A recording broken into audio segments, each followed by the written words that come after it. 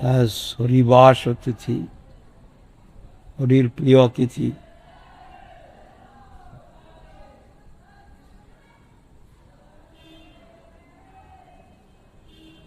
মোহিনী একাদশী তিথি। এই তিথিতে যদি গৃহে এসে সাধুগণ যেখানে থাকেন শুদ্ধ ভক্ত পালন করা হয়, তাহলে এর হুম বলে বর্ণন করতে পারে না। ঘরে বসে আমি করতে পারি, কিন্তু সেরকম ফল হবে না, অন্যদিন অপেক্ষা বেশি হবে। কিন্তু যেখানে ভগবত ভক্তগণ থাকেন তাকে ধাম বলা হয়। মদ্ভক্ত যত্র গায়ন্তী তত্প্রতিষ্ঠাবি নার। ধামে গেলাম কিন্তু ভক্ত সঙ্গ নাই, সেটাকে ধাম পার করে। আমি শরীরটা ধামে নিয়ে গেলাম, ঘরে কথা চিন্তা করছি কোথায় আছে? শরীরটা বৃন্দাবনে আছে, আমি ঘরে আছি। যেখানে আমার মন থাকে সেখানে আমি।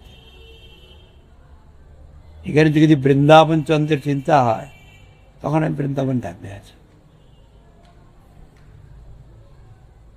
শুদ্ধ ভক্ত, কৃষ্ণ ভক্ত যারা কৃষ্ণ ভজন করেন, তাদের সঙ্গে থাকলে তার স্মৃতিটা হয়। এটা আমাদের সীতাদেবীর আবির্ভাব তিথি, বিষ্ণুপ্রদেবের আবির্ভাব তিথি আমরা আলোচনা করেছি। সে দেবী কি করলেন?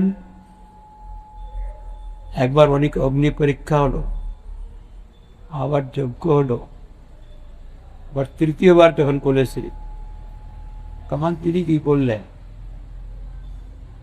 তিনি বললেন, আমার মন পৃথিবী দেবীকে সম্বোধন করে সর্বদা কৃষ্ণকেই চিন্তা করেন।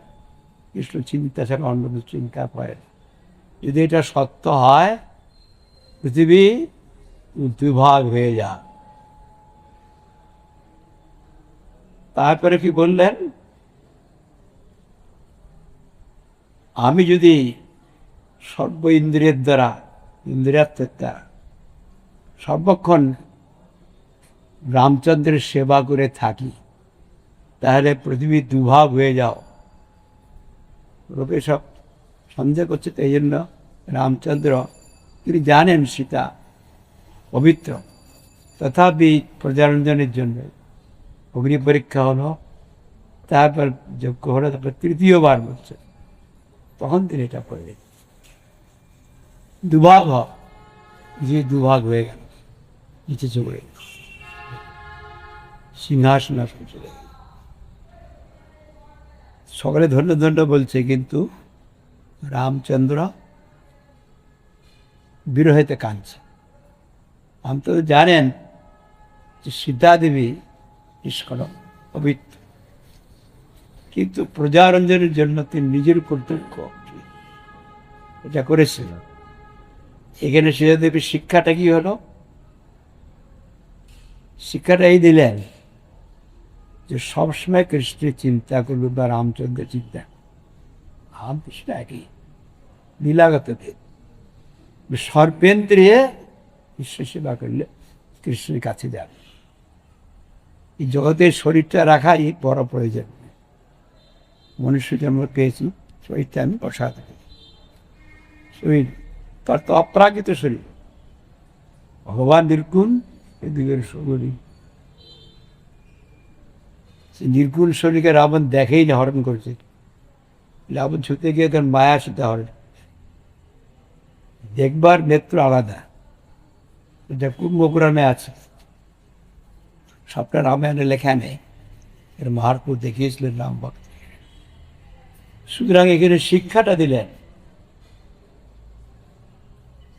সর্বক্ষণ কৃষ্ণ চিন্তা। এটার দ্বারা আমাদের জীবন সার্থক। সর্বক্ষণ রাম নামের যথেষ্ট বিরতি এবং সর্বেন্দ্রিয় সবটারই মালিক তিনি। আমার ইন্দ্রিয়ের মালিক তিনি, তাকে ঋষিকেশ কর। ইন্দ্রিয়ার্থ তারা সর্বক্ষণ তার সে একটা মুহূর্ত বাদ যাবে। বাকি জগতের যা কিছু আমি রসাতলে চলে গেলাম, ওইসব দরকারই নেই।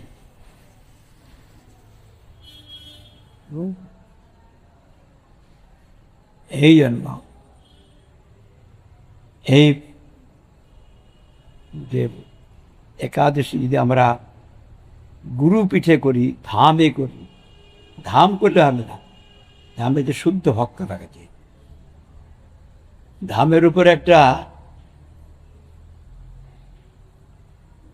আবরণ আছে। আমরা যখন নবধাম পরিক্রমা করি, সেটা ভক্তিনাথ ঠাকুর লিখেছিলেন। আমরা মনে করি আমি ধামে গেলাম, কিন্তু এই প্রাকৃত শরীর নিয়ে ধামে যাওয়া হয় না, প্রাকৃত নেত্রে দেখা যায় না। আমি চলে গেলাম নবদ্বীপ, হয়ে গেলাম না, অত সস্তা না। নবদ্বীপ ধাম এই প্রাকৃত জগতের স্থান নয়, পঞ্চমহাপতির বিকার নয়। নবদ্বীপ ধামের অবতরণ হয়েছে, হয়ে নির্গুণ সাক্ষাৎ পুরুষ প্রকৃতি পর, উনি হচ্ছেন নির্গুণ প্রকৃতির অতীত। তার ধামও নির্গুণ, ধামটাকে গুণময় হবে নাকি?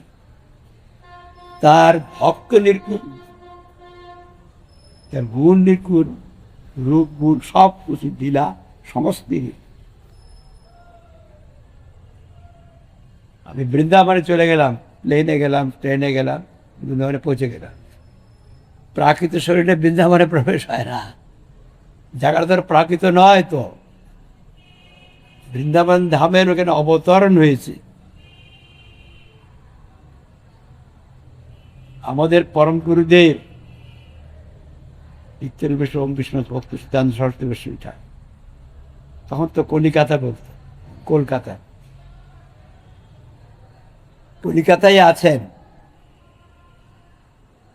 তিনি বলতেন আমি কলিস্থান কলকাতায় নাই, বাগবাজার করে ঘুরে আছে। সকলে বুঝতে পারলো কি ব্যাপার,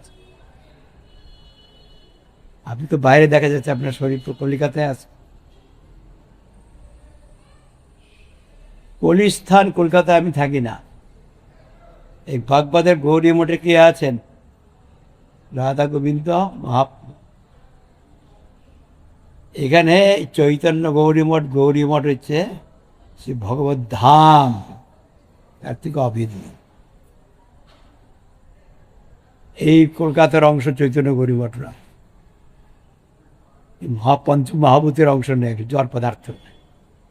এখানে চিন্ময় ভগবানের আবির্ভাব, ভক্তের প্রকাশিত দিকপুর ভগবানের আবির্ভাব। বৃন্দাবন ধামে ভগবানের আবির্ভাব। অদ্যাপিও সেই লীলা করে গৌর রায়, হরে কৃষ্ণ রায় কোনো কোনো ভাগ্যবারে দেখিবারে পায়। ওরা দেখতে পান। একজন এসেছিলেন আমাদের ওম প্রকাশ মারোয়ারি কথা, উনি এসেছিলেন, এসে গুরুদেবের সঙ্গে কথা বলছেন বিড়লাদের সম্বন্ধে। গুরুদেবকে উনি বলছেন, আমি তখন শুনেছি, মহারাজ আপনার কাছে একটা পাব। আমার সন্দেহ হচ্ছে, আমি 20 বছর আগে গেছিলাম, তখন বৃন্দাবন ধাম ভালো ছিল। এখন যে আমি 20 বছর পরে গিয়েছি, এখন আর বৃন্দাবন ধাম নাই, খারাপ হয়ে গেছে। গুরুদেব বৃন্দাবন ধাম তো কখনো খারাপ, তাই না? আপনি এটা কি করে বললেন? না, 20 বছর পরে যখন আমি যখন গিয়েছিলাম, তখন ভালো রাবড়ি পাওয়া যেত, সুস্বাদু রাবড়ি, দুধ, আর ওরা ওরা বলে লস্যি, ঘোল, সমস্ত কিছু ভালো পাওয়া। আমি সেই রকম চিন্তা করে ওখানে গিয়েছি, রাবড়ি কিনেছি, রাবড়ি কিনে খুব খেয়েছি, কিন্তু আমার রক্ত পায়খানা আরম্ভ। রাবড়িতে ব্লটিং পেপার মিক্সচার করেছে, ব্লটিং পেপার দেখাতে হয় না, শর্ট দেখাতে হয়, তাহলে সে রাবড়িটা বেশি ভাব। সেটা খেয়ে এখন আমার মৃত্যু, আমাকে এখন হাসপাতালে নিয়ে কোনো রকম বেঁচে আসে। বৃন্দাবন আর বৃন্দাবন নাই, বৃন্দাবন খারাপ হয়েছে। কোনো জিনিস বাইরে রাখা যায় না, রাখলে চুরি হয়ে যায়।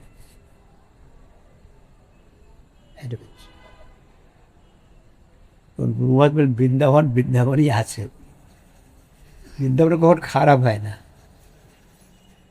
কিন্তু বৃন্দাবনের চিন্ময় ভূমির সঙ্গে আমাদের সাক্ষাৎকার নাই।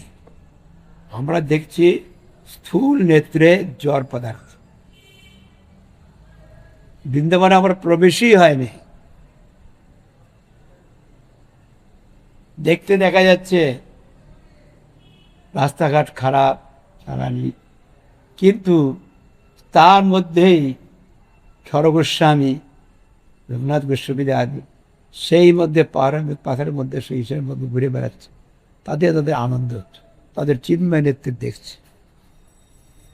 আমাদের বন গোস্বামী মহারাজ, গুরুমা জ্যেষ্ঠ গুরুব্রাত, মায়াপুরে পরিক্রমা বললেন, আমরা পরিক্রমা এসে আমরা তো বাবা, রোদ, পায়ের নিচে গরম রাস্তা, তারপরে সে পাথরের টুকরা করেছে, একবারে নিচে গরম, উপরে গরম, আর প্রাণটা বেরা বাকি আছে। তা আসলাম সন্ধ্যার সময় সব পরিক্রমা করে, আবার নিত্য কীর্তন করে এসে তারপরে রাত্রিতে বক্তৃতা করছে বন মহারাজ। এই সমস্ত নবদ্বীপ ধাপ একেবারে তুলার ন্যায় নরম সুন্দর, খুব মাধুর্যপূর্ণ। আমরা তো কিছু বুঝলাম না কি ব্যাপার, পায়ে ফুটা লাগলো, এই লাগলো, মাথায় গরম লাগলো, মহানন্দময় স্থান।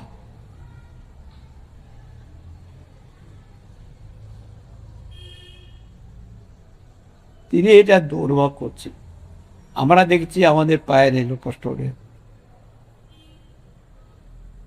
আসলে যারা চিন্ময় ভূমিকা আছেন আর একটা জিনিস দেখছেন, তারা এসব ধুলাবালি দেখছেন। ছত্রবনেতে এখানে রঘুনাথ গোস্বামী, রাধা বিনোদ প্রকট হয়ে গেল। রাধা বিনোদ কে দিয়ে গেল, কে দিয়ে গেল, কে দেবে? আমি নিজে এসেছি। তিনি আর্ত হয়ে গাছের তলায় বসে আছেন, ভিক্ষা করে কোনোভাবে অল্প কিছু খান। রাধা বিনোদের, রাধা কৃষ্ণের সেবার জন্য তিনি অত্যন্ত ব্যাকুল। রাধা করে নিজে এসে গেছে। কে রেখে রাধা বিনোদ, কে রাখবে? আমি নিজে এসেছি, আমার বড় ক্ষুধা লেগেছে, শিগগির খাবার দাও। কোথায়? গাছতলার নিচে, মন্দির টন্দির নেই। এই কথা শুনে তিনি তোমার কানতে আরম্ভ করলেন। তিনি রাধা বিনোদ বিগ্রহতে সাক্ষাৎ, তার দর্শনের জন্য ব্যাকুল, তার সেবা পাওয়ার জন্য ব্যাকুল। তখন তিনি কাঁদছেন। সঙ্গে সঙ্গে ব্রজবাসী থেকে ওইসব ভিক্ষা টিকা করে নিয়ে এসে অনেক রকম শাক সবজি তৈরি করল। তারা তো সর্বত হচ্ছে গোপী, তারা সাধারণ দেখতে বাইরের চেহারাটা দেখা যায়। যমলা ঘোষ, মঞ্জুরি, এখন ওইভাবে তো সব রান্নারান্নি করে ঠাকুরকে ভোগ দিলেন ওখানে। ওর নিচে মন্দির টন্দির নাই, সেখানে ঠাকুরকে ফেলে খেয়ে তারপরে সেখানকার গাছের পাতা ঘাস ইত্যাদি দিয়ে শোয়ার জায়গা করে সেখানে শুয়ে দিলেন, আর ওই পাতা দিয়ে হাওয়া খেয়েছে, তাতে কৃষ্ণ যত ঐশ্বর্য হবে তত কৃষ্ণ কৃষ্ণ হচ্ছে মাধুর্য লবে দিক ঐশ্বর্য সাথে শুভ উন্নাথ গোস্বামী আমরা যেখানে যাই তো অধীরবন কিশোরীকুণ্ডের নিচে ব্রজন পরীক্ষা ভগবান ভক্ত যেখানে থাকেন সেখানে ভগবান এসে যান, ভক্তের সেবতে তিনি নন, ভক্ত প্রধান নন, তখন সেই জায়গাটা বর্দা ময়লা মুখ তমুক এটা চোর আছে ডাকাত আছে কিছু দেখে নেই, সেই দর্শনটা হচ্ছে অন্য দর্শন। এই জন্য ভক্তিনাথ ঠাকুর লিখেছেন যে একটি গীতির মধ্যে লিখেছেন, আমার সমানহীন নাহিক সংসার, আমার সমানহীন নাহিক সংসার, অস্থির হয়েছে বলি ভব পারাবারে ভব কারাগার, আমার সমানহীন নাহিক সংসারে অস্থির হয়েছে পরি ভবকার ভবপার, ভবসমুদ্রে পড়ে অস্থির রেখেছে। গুরুদেবী যোগমায়া মরে কৃপা করে, আবরণ স্বপ্নে কবে বিশ্বধরী, বিশ্বধরী হচ্ছে মহামায়া, মহামার আবরণতে আমরা অন্যরকম দেখি, নাশমান জগৎ দেখি, মহামায়া তার কাছে আমার ধনং দিই যশং দিই ভজ্জং দিই এই আবরণ স্বপ্নে কবে বিশ্বধরী, এই যোগমায়া রয়েছেন মহামায়া রয়েছে। শুনেছি আগমে বেদে মহিমা তোমার, কৃষ্ণ বিমুখে বান্ধি করাও সংসার, এই করাচ্ছে যারা কৃষ্ণ বিমুখ হয় তাদেরকে মহামায়া এসে তারা সব অন্যরকম দেখে, সাধুদেরও দেখে এই জ্বর শরীর, ধামও দেখে জ্বর সব জ্বর, তাদের দর্শন কিছু হয় না। নেত্র যদি জ্বর নেত্র হয় তাহলে অপ্রাকৃত নেত্র দর্শন করবে কি, অপ্রাকৃত কথা হরিকথা শোনা হয় না, অপ্রাকৃত কর্ণে শুনেছে এখন বুক কর্ণে শুনেছি আগমে যে মহিমা তোমার, কৃষ্ণ মহিমাকে বান্ধি করাও সংসার, কে এর ভগবানই লিখেছেন, মহামায়াকে রেখেছে, সঙ্গে সঙ্গে যোগমায়া আছে। কৃষ্ণ সম্মুখে যার ভাগ্য করবে হয় তার অশোক অভাব, তাহাকে মুক্তি দেওয়ার অশোক অভাব। কৃষ্ণ সম্মুখে যদি কারো ভাগ্য করবে হয়, কৃষ্ণমুখ যুগ হয়, তখন যোগমায়া রূপে এসে কৃষ্ণ পাবে।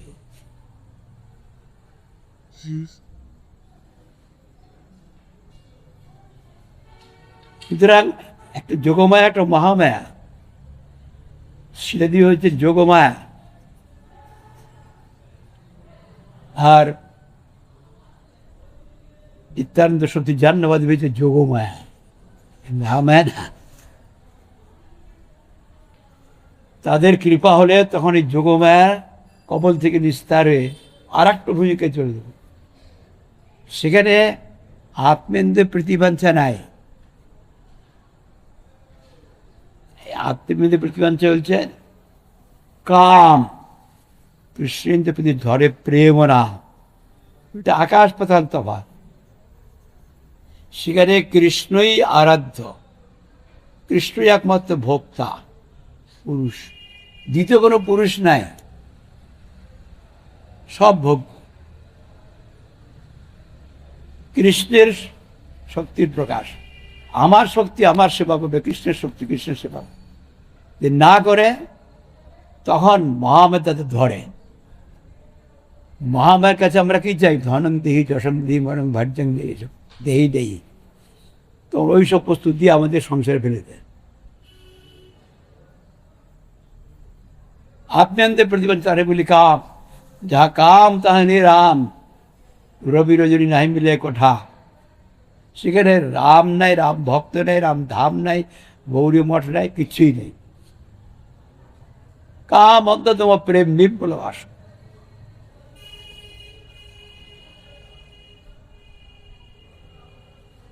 এই জন্য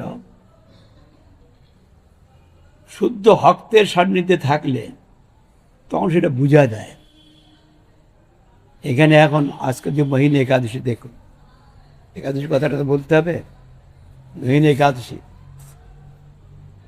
আপনারা একাদশী মাহাত্ম্য পড়েছে। আমার পক্ষে এখন যা অবস্থা হয়েছে আপনাদের পক্ষে তাই। একাদশীর দিন বহু ব্যক্তি আসে মেঘেরে, ঝড় বৃষ্টি হলেও আসে, কেননা দূর থেকে আসতে হয়, রোজ আসা মুশকিল। নিকটের লোক আসে, এই জন্য একাদশীর দিন বেশি দেখা যায়।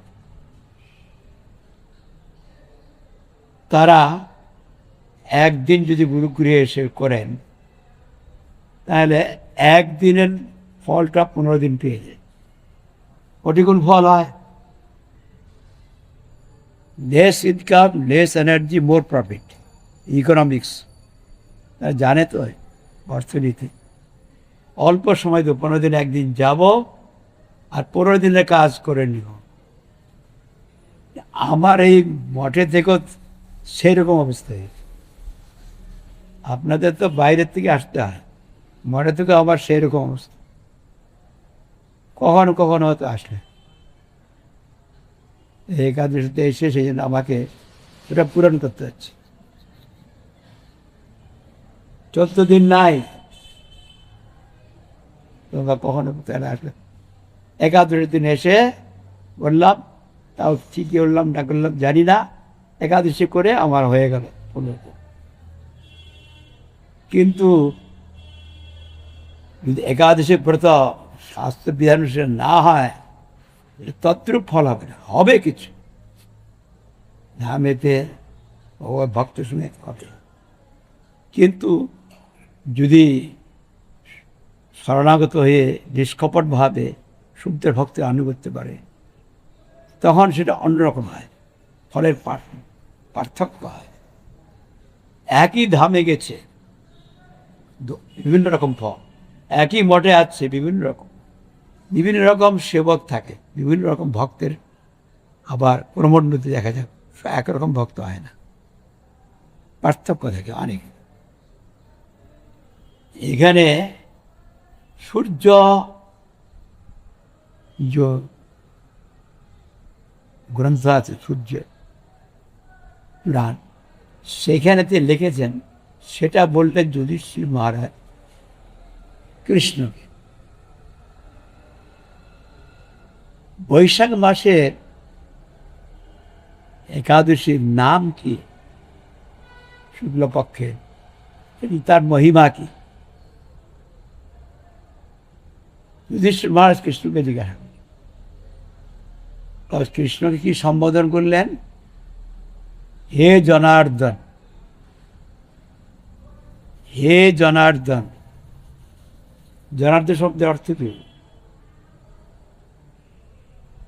সাধারণ অর্থ লোকে শুনে জন অর্ধ, জনরূপে অসুরকে বধ করেছে, এটাই সাধারণ দৃশ্য। আর অন্য অর্থ পাবেন না। জন অর্থ পেতে চান তো বিশ্বকোষ দেখবেন, তাতে কি অর্থ লেগেছে। এখানে যুধিষ্ঠির মহারাজ ভুল বলেন নাই, কৃষ্ণকে যে জনার্দন বলছেন এটা ভুল বলেন নাই। সেখানে লেখা আছে, এই জনার্দনের অনেক রকম অর্থ। যাচ্ছতে যারা যাচনা করেন জনার্দনের কাছে, পুরুষ যে সমস্ত পুরুষার্থ রয়েছে সেগুলি জনার্দন দিতে পারেন। ধর্ম, অর্থ, কাম, মোক্ষ আর প্রেম।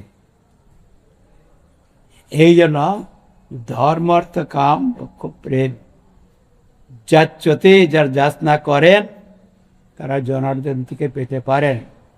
কে জনার্দন কে দিতে পারেন? ভগবানের তো অনেক স্বরূপ আছে। যুধিষ্ঠির জনার্দন বলে সম্বোধন করলেন, জনার্দন দিতে পারে। মানে কৃষ্ণ। যার যেটা যাচনা রয়েছে, আকাঙ্ক্ষা রয়েছে, ত্রিবর্গ, চতুর্বর্গ আর পঞ্চম পুরুষার্থ, সেটা পাওয়া যাবে কোথায়? কৃষ্ণের কাছে।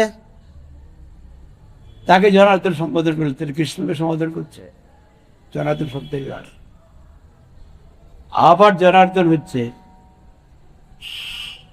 জনকে অর্জন করে, জনকে নিধন করে, সুতরাং মহাদেবের কার্য করছে। অর্জন শব্দের নিধন, জনকে নিধন করছে, ধ্বংস কার্য করছে, এই অর্থ হয়। জন মানে আবার অর্জন শব্দ হয়, জন মানে উৎপাদ হয়েছে, উৎপন্ন হয়। উৎপন্ন করছেন, সৃষ্টি করছেন কে? ব্রহ্মা। জনার্দন। তারপরে বললেন জন রক্ষতি,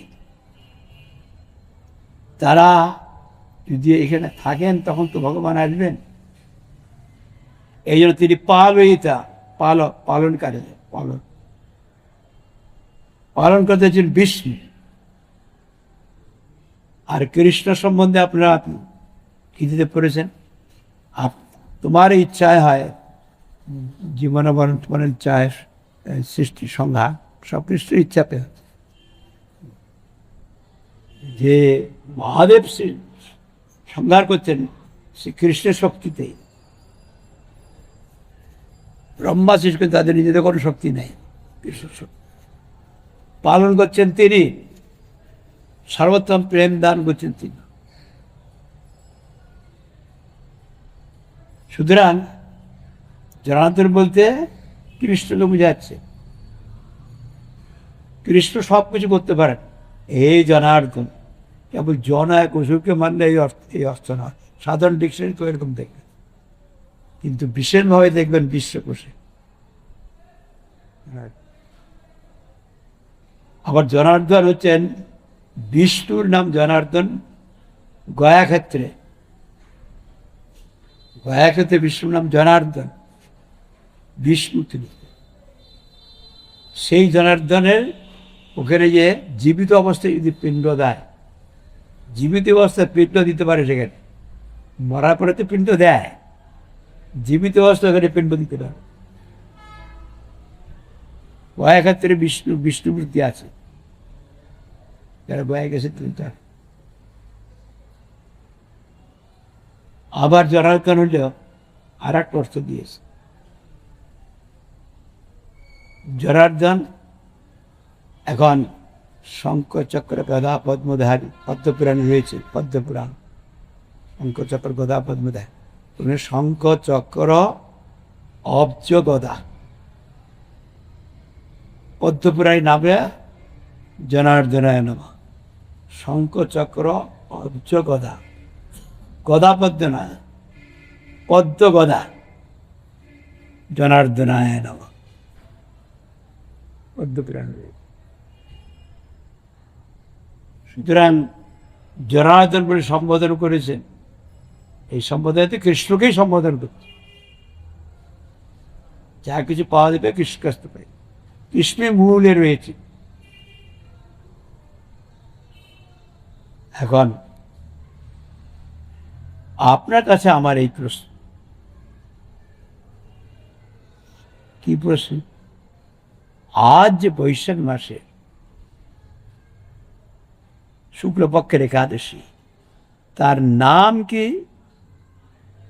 তার মহিমা কি, এটা আপনার কাছে শুনতে চাই। কৃষ্ণ স্বয়ং ভগবান হয়েও নিজের কথা বললেন। এটা দেখবেন যে যারা বৈষ্ণব তারাও শ্রৌতবাণী কীর্তন করে, নিজের কথা বলে,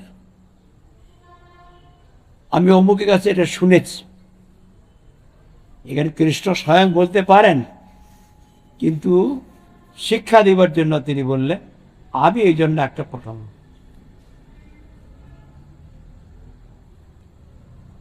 এখন রামচন্দ্র, ভগবান রামচন্দ্র, তিনি তার গুরুদেব বশিষ্ঠের কাছে প্রশ্ন করলেন যে আমার যে শক্তি সীতা দেবী, তার বিরহতে আমি খুব কষ্ট পাচ্ছি, আমার দুঃখ, এই কি উপায়তে এই দুঃখের হাত থেকে রেহাই এবং কষ্ট আর পীড়াটা দূর হতে পারে?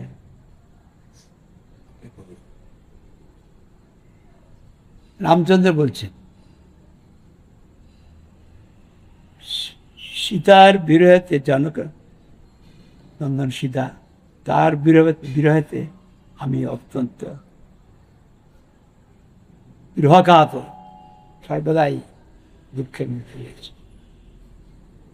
হনুমান মুসকে হাসলেন, অষ্টিমুনি মুসকে হাসলেন, আপনি যা বলেছেন ঠিক কথা, আপনি তো পরব্রহ্ম রাম, আপনার নাম নিলেই সমস্ত পাপ ধ্বংস হয়ে যায়, সর্বাভিষ্ট লাভ হয়। আপনি উত্তম প্রশ্ন করেছেন, এটা লোকহিতের জন্য করেছে।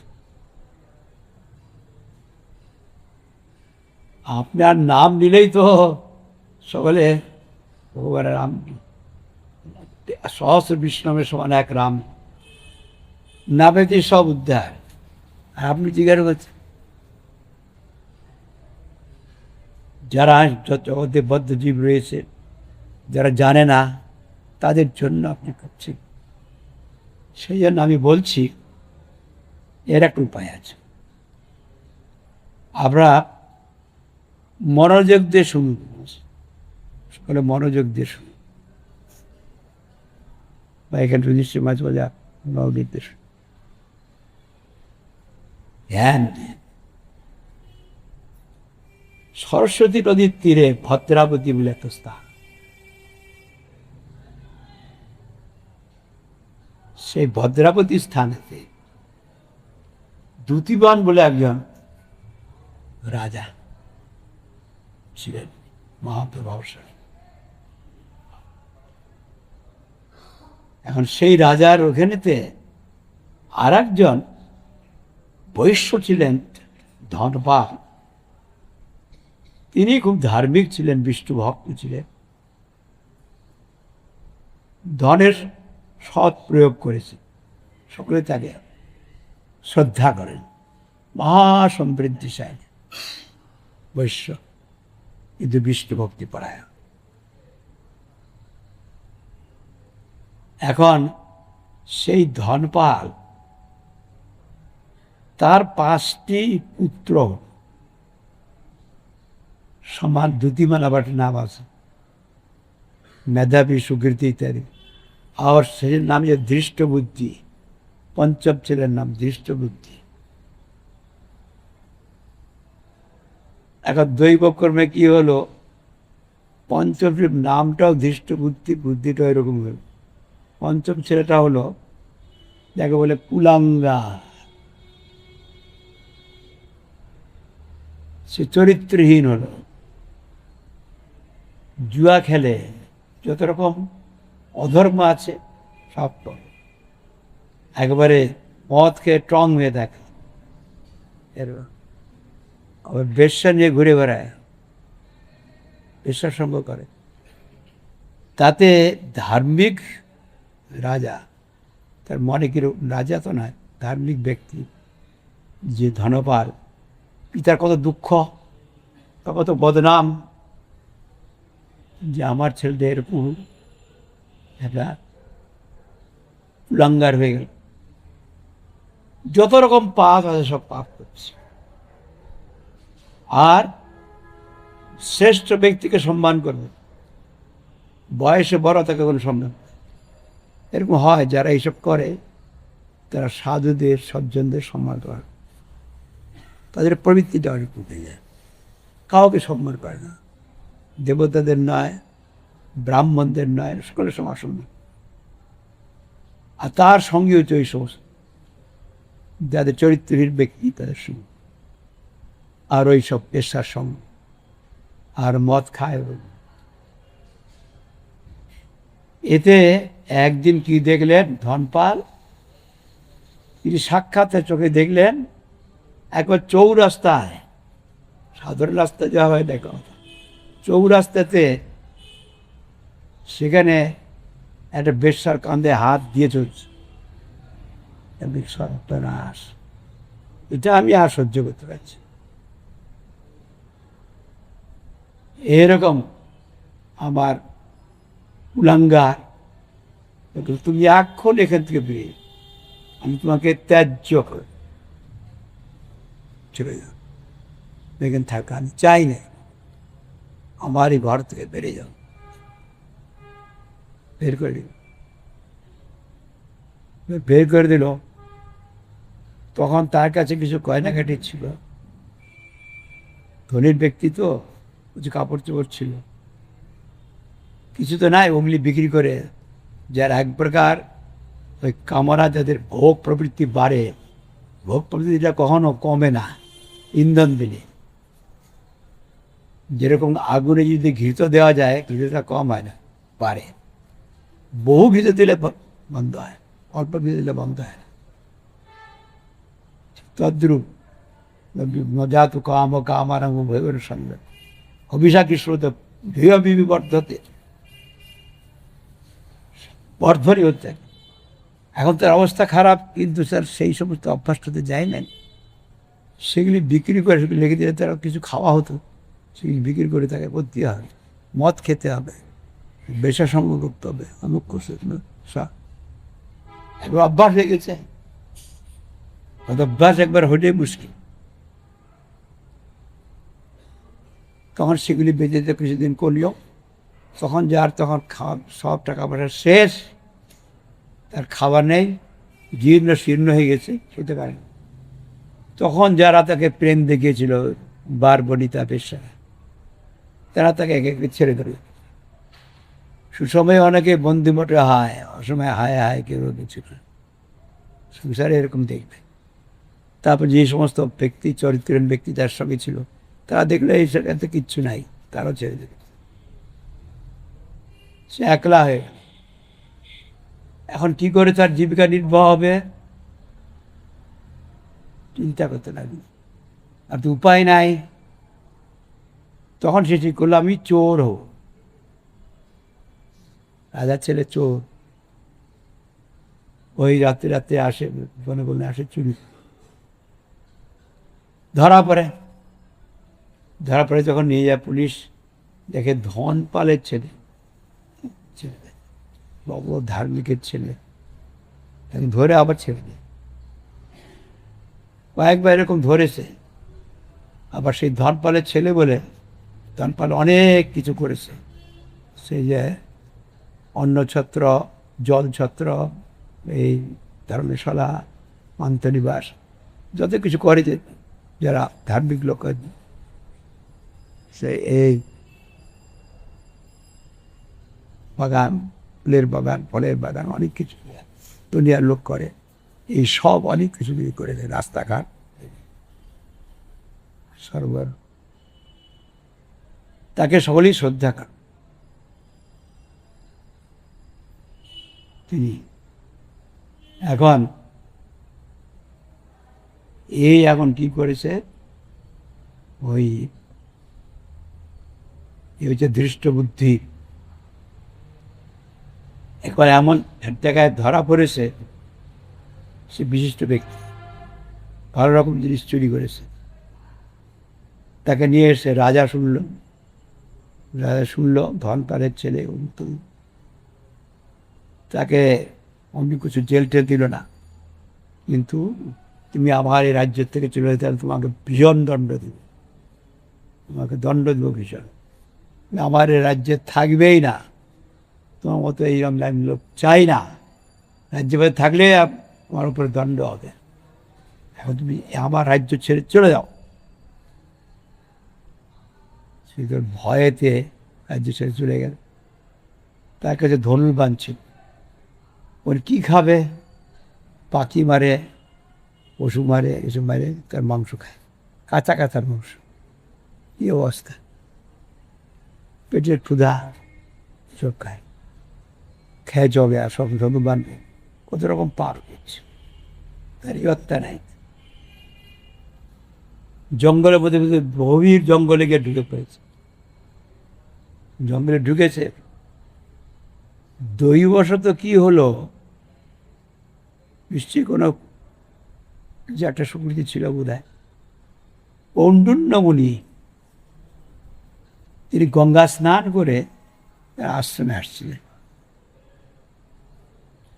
কাপড় পরে, কাপড় থেকে একটা জলের ফোঁটা তার গায়ে লেগেছে, কিন্তু ও আসছিল, সঙ্গে সঙ্গে পবিত্র হয়ে, বাবা কত বড় সাধু, যার স্নান করা জলের ফোঁটা করাতে তার চিত্তবৃত্তির পরিবর্তন হয়ে গেল, এবং যতক্ষণ পর্যন্ত পরিবর্তন না হয় ততক্ষণ পর্যন্ত অনুতাপ হয় না, তখন তার অনুতাপ, আমি আমার এই জীবনটা আমি শেষ করলাম, পিতামাতার স্নেহের থেকে বঞ্চিত, ভাইয়ের থেকে, আত্মীয় স্বজনের থেকে, সকলে আমাকে ঘৃণা করছে, বিশাল অনুতাপ আসে। অনুতাপেতে কৌন্ডিন্য মুনির কাছে গিয়ে শরণাগত, যে দুঃখের কথা, আপনি তো মুনি, আপনি সাধু, আমার ভয়ানক কষ্ট, এই তার জীবনের কথাটা বলব। তখন তিনি একটু দয়া করলেন, যে একটা পদ্ধতি আছে, সেটা হচ্ছে যে আজকে তৃতীয় বৈশাখ মাসের শুক্লপক্ষের মোহিনী একাদশী থেকে এটা সমস্ত দুঃখকে দূর করে দেয়, শুভেরু প্রমাণ যদি পাপ করে, সে পাপ ধ্বংস করে, কোনো অসুবিধা থাকে না। তাকে বললেন সর্বাভীষ্ট লাভ হয় মোহিনী একাদশী, কিন্তু এর বিধান অনুসারে করতে হবে।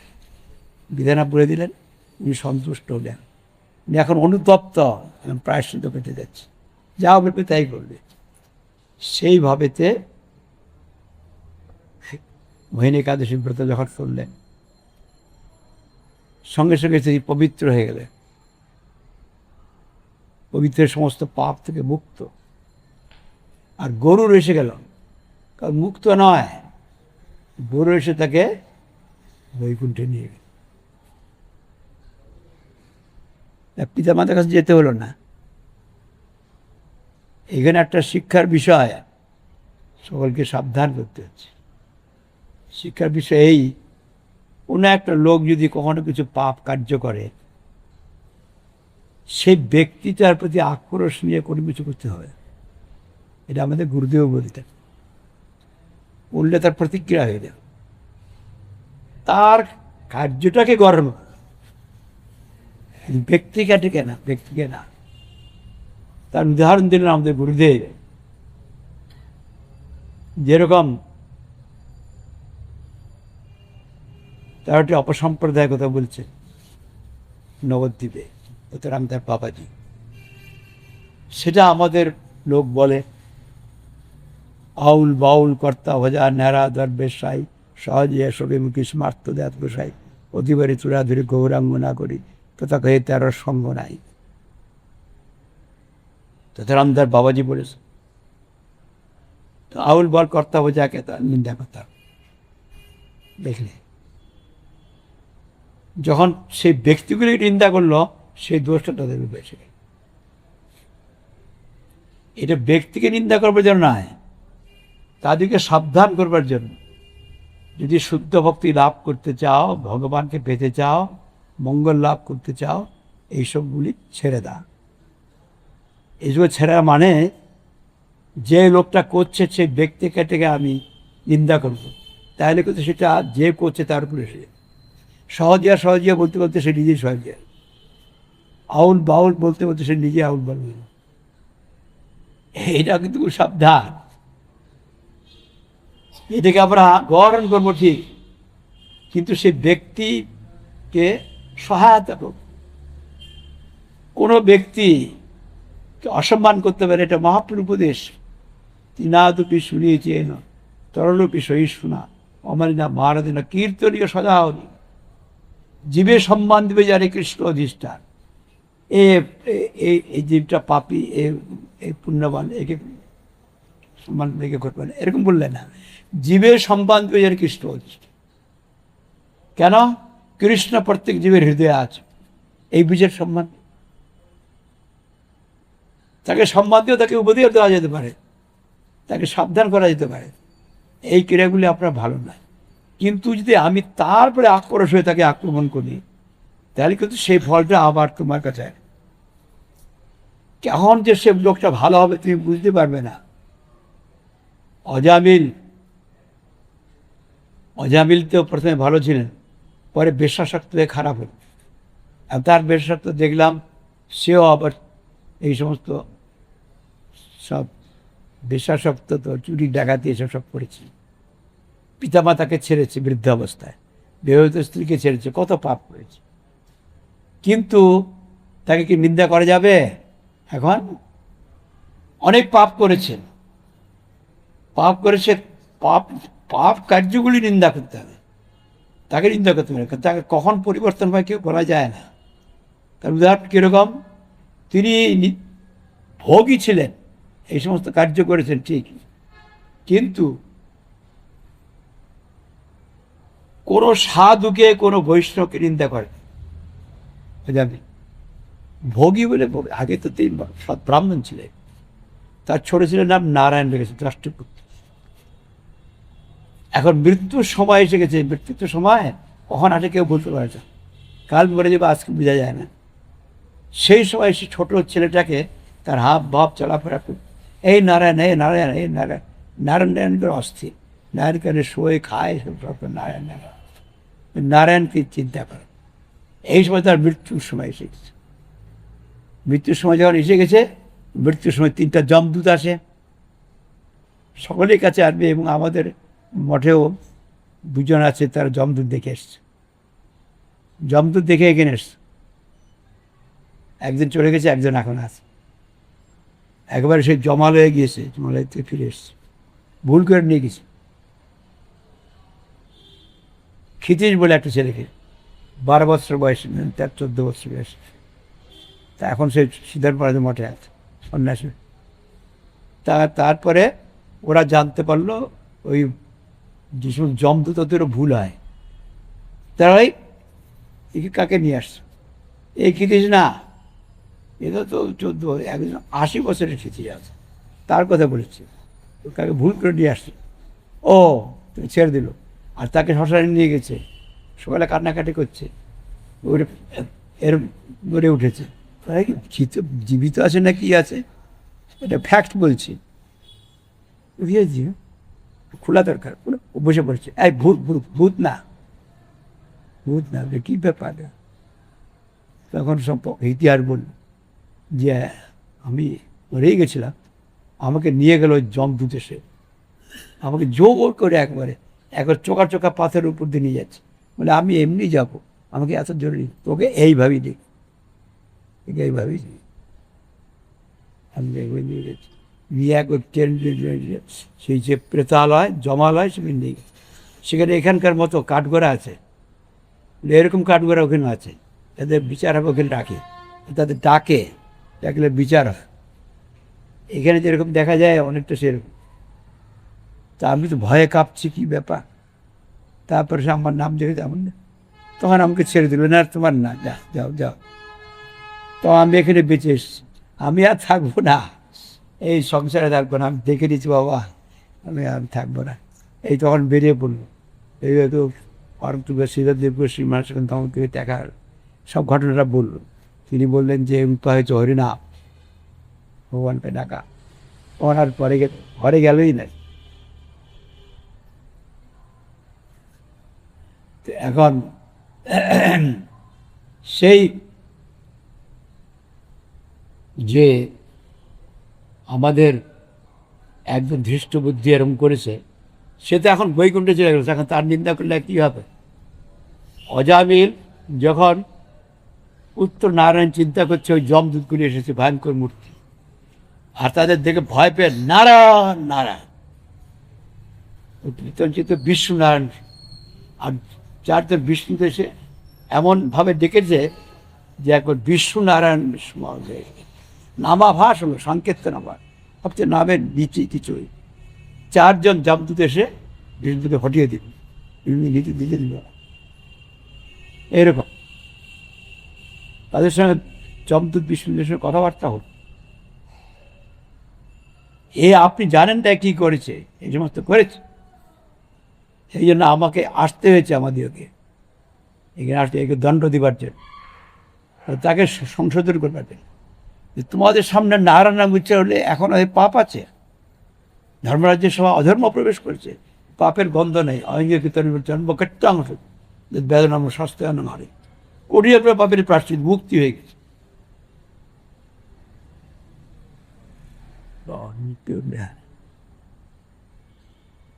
তখন আর কি করবে, সেখানেতে তার ছাড়তে ভারতে হয় বাধ্য। যমদূত চলে গেলে বিষ্ণুকে দিয়ে বিষ্ণুদের কাছে যাচ্ছে, বিষ্ণুরা অন্ধকার।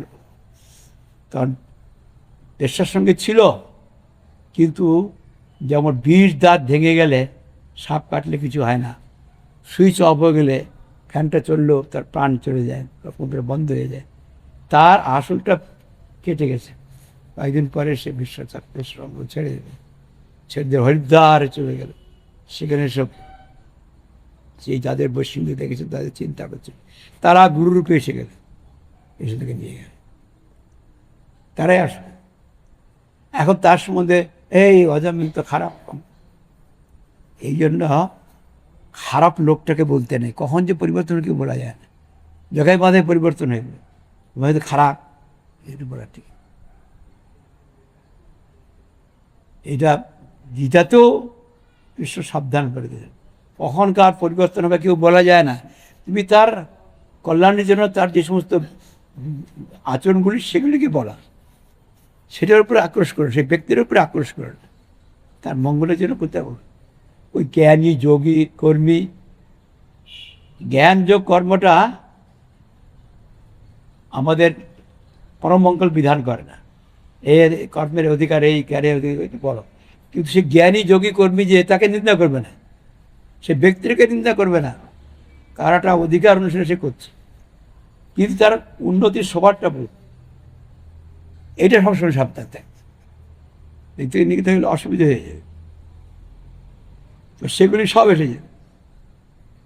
এই জন্য এখানে সেই দৃষ্টবুদ্ধি এই সমস্ত কার্য করেছে, কত ওর চেয়ে বেশি খারাপ কাজ করেছে, কিন্তু চলে গেল সে ওখানে। এখন তাকে যদি আমরা নিন্দা করতে থাকি, তাহলে ভগবান অসন্তুষ্ট হবেন।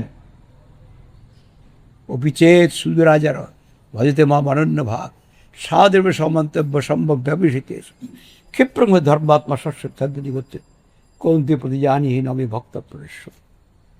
ভক্তর কথা তো দূরের, কেউ যদি এরকম অনুতপ্ত হয়ে আবার তার চিত্তটা পরিবর্তন হয়ে যায়, তুমি আগে কেন ওটা করতে যাচ্ছ? কেউ কেউ মঠে এসে তারপরে থেকে বাড়িতে চলে যায়, বিয়ে করে, তাকে নিন্দা করে। আমি গিয়েছিলাম উন্ডুকুড়ি গ্রাম, যেখানে দামোদর মহারাজের স্থান ছিল, গেছিলাম। সেখানে গেলাম অনেকদিন আগে, গুরুদেবের সময়। সেখানে গেলাম, তো সেখানে বললো, আপনার যে সমস্ত কথা বলেন, এখানে একজন আছে ভালো, তার সঙ্গে সঙ্গ হলে আমরা বুঝতে পারবেন যে সে ভালো ভাগ জ্ঞানী, সে এদের সঙ্গে মিশতে পারে না। এ পিতা মাতার সঙ্গে ছিল, এখন থাকে না, এখন আলাদা থাকে, আপনি নিয়ে যাব। 12 বেলাতে গেলাম, গিয়ে দেখি যে আমাদের গৌরী মঠের ব্রহ্মচারী। কী ব্যাপার, ব্রহ্মচারী হয়ে বিয়ে করে এখন কথাটা শুনেছে তো, বিয়ে করে কতদিন আর সেই সব ইন্দ্রিয় সুখ থাকে। তো ওই সমস্ত অসদাচারগুলি দেখে সে বলে আমি এখানে থাকতে পারি না। ঢুকে গেছে ভিতরে, ঢুকে গেছে। ওই যে ব্রিটিশ সময়তে একজন কৃষকের তো কৃষকের কাজ করে, একটা ছেলে আমি পড়বো, তোমার পড়া হবে না, তুমি কৃষক কাজে না, আমি পড়বে, তাকে পড়ালো কোনোরকম করে, 9, 10 পর্যন্ত পরে কয়েকবার ফেল করলো, তোমার তো হবে না, তোমাকে আবার এই কার্য করতে হবে। তো সে আবার ক্ষেতের কাজ করলো। অন্যান্য ক্ষেতের কৃষকের আর ছেলেরা, তুই তো বড় বিদ্যান হতে গেছিলি, তুই তো আমাদের মতোই হলি। এমন সময় ব্রিটিশ গভর্নমেন্ট একটা নির্দেশ করলো, অমুক সময় যদি কর না দেওয়া হয় তার জমিটা নিলাম হয়ে যাবে, অমুকটাই হয়ে যাবে। ওরা কেউ পড়তে পারছে না, ইংরেজিতে লেখা। ওই যে ফেল করা লাস্টে তাকে নিয়ে আসে, সেগুলো এইটা লিখেছে, ফেল করলো এখন তাদের চেয়ে বেরো, সে বলে দিল এই সময়গুলো দিতে হবে। গৌরী মঠে ফেল করলো একবার, সে শুনে গেছে তো ফেল করে, আর সেখানে ফেল করে একটা সে সেখানে মহাজ্ঞানী, সেই গ্রামেতে সে মহাজ্ঞানী। এরকম ফেল করলেও ফেল হয় না, ওই সংস্কারটা যায় না, ওটা পরে এসে যায়, পরে এসে যায়। আর আমি দেখেছি একজনকে, মানে আসামে অনেককে দেখেছি, চিৎকার করে কাঁদছে, আবার সে সংস্কার করে আবার সে দীক্ষা নেবে। ওই কিছুদিনের জন্য এরকম হয়। এই জন্য কাউকে নিন্দা করতে নাই। অভিচেত সুজা ভজতে মা মরণ্য ভাগ সাদের সমন্তব্য। আমার ভজনা করছে কেউ সুদাচার কাজ, সুদুরাচার, পরদা ধর্ষণ আদি ভয়ানক খারাপ কাজ, সেটা পূর্ব সংস্কার হঠাৎ করে ফেলেছে, তাকে অসাধু করবে না। সুদুরাচার ভজতে মা মরণ্য ভাগ, আমাকে অন্যভাবে আশ্রয় করে এসেছে, সাদের সমন্তব্য, সে ঠিক রাস্তায় এসেছে, সম্ভবভাবে ঠিক রাস্তায় এসে গেছে, সে ঠিক পত্র গ্রহণ করেছে আমার সঙ্গে, আমার ভজন করছে, কি ধরে একটা কিছু করে ফেলেছে, তাকে অসাধু বলবে না। যে ক্ষিপ্র ধর্মাত্মা হবে, শাশ্বতী শান্তি লাভ। হে কুন্তিপুত্র, তুমি প্রতিজ্ঞা করে বলো আমার ভক্তের বিনাশ নাই। কর্মী, জ্ঞানী, যোগী যত আছে অন্যান্য দেবদেবীর উপাসক, সেখানে বলো আমার ভক্তের বিনাশ নাই। আমার ভক্তের, আমাকে কেন বলতে হবে? আপনি বলুন না, আমি বললে আমার যে প্রতিজ্ঞা থাকে না, বিশ্বের প্রতিজ্ঞা রাখতে গিয়ে আমার প্রতিজ্ঞা চলে, আমি তোমাকে দিয়ে করাবো, গীতার মধ্যে লেখা। এই জন্য আমরা এই বিষয়ে খুব সাবধান থাকবো, এখানে এই শিক্ষা। আর আমাদের এই যে যে আজকে মোহিনী একাদশী যেটা বলছে, আমাদের প্রাপ্তি হচ্ছে হরির স্থানে যাওয়া, এই জাগতিক সুখ সুবিধা না। একাদশী ব্রতকে জাগতিক সুখ সুবিধায় পুত্র হবে, অমুক হবে, তমুক হবে, শুনি এখানে দিয়েছে যে বৈকুণ্ঠ ভগবানের পাত পড়বে। এ ভগবানের নিকটে বাস বা বৃত্তস পাপ যস্ত বাস গুণেশ সবদিজ্ঞ সর্বভোগ বিবর্জন। ভগবানের নিকটে সবসময় বাস, সমস্ত ভোগ বর্জন করে। এর যে বসে তাৎপর্য, এটা কিভাবে হবে? হরিনামের দ্বারা। এই জন্য মহাপ্রভু বলছেন হরিনাম করো, সর্বক্ষণ হরিনাম, হরিকে চিন্তা করো, হরি কথা বলো। সে দিয়ে বললেন কলিযুগেতে হরিনামের মহিমা বেশি। হরে কৃষ্ণ কৃষ্ণ কৃষ্ণ হরে হরে, হরে রাম রাম রাম হরে হরে। প্রভু কয়ে কহিলাম এই মহাভারত, ইহা জপ গিয়া সে করিয়া নির্মাণ, ইহাই তো সর্বসিদ্ধি হইবে সবার। সর্বক্ষণ বলে তো বিধি নেই, কি ভোজনে, কি শয়নে, কিংবা যাওয়ানে, অহর্ষ চিন্তা কৃষ্ণ বলা। আর কত বলবেন? বলে দিলেন এই কলের দোষী রাজন ধ্বস্তি এক মহান কীর্তন কৃষ্ণ অন্ত করেন। সত্যতে দাপর কলি যে উপাসনা, এটা কলিযুগতে হবে না। ধ্যাত বিষ্ণুমুখী দাপরে পুরকলিত হরিকীর্তন। এই যে চৈতন্য মহাপ্রভু সেবা সঙ্গে হরিকীর্তন, ভক্তদের হরিকীর্তন করার, হরিবাসে হরিকীর্তন বিধান নৃত্য আরম্ভ জগতের প্রাণ। পুণ্যবন্ত শিবা সঙ্গে শুভারম্ভন, উঠল কীর্তন ধ্বনি গোপাল গোবিন্দ, হরি ও রাম রাম হরি ও রাম করে কাজীকে উদ্ধার করবে।